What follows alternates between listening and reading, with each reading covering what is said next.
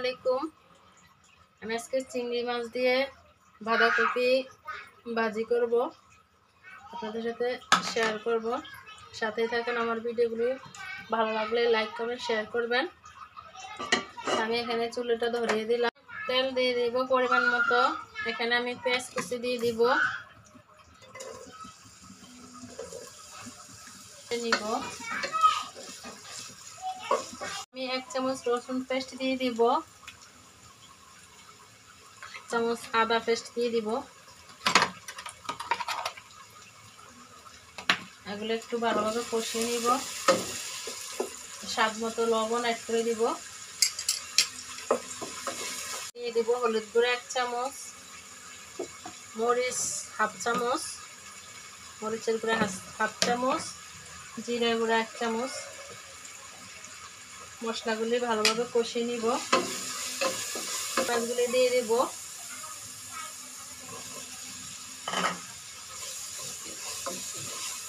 এখন আমি সামান্য একটু পানি অ্যাড করে দিব। এগুলো একটু কষিয়ে নিব, 5 মিনিটের জন্য কষাতে দিব। মাছগুলি কষানো হয়ে গিয়েছে।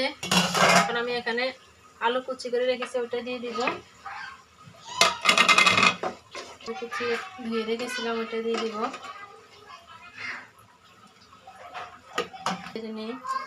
সাথেই থাকুন। আবার একটু নেড়ে ছেড়ে দিব। এই যে অনেকটুকু পানি উঠে আসছে।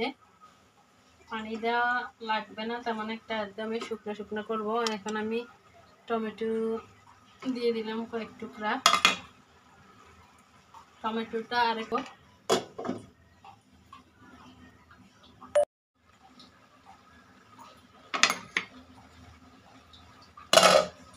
আবার একটু নেড়ে ছেড়ে দিলাম। আমার রান্নাটা প্রায় শেষের দিকে। এখন আমি ধনিয়া পাতা ছড়িয়ে দিব। হয়ে আসছে, আর 5 মিনিট পরে উঠে ফেলবো।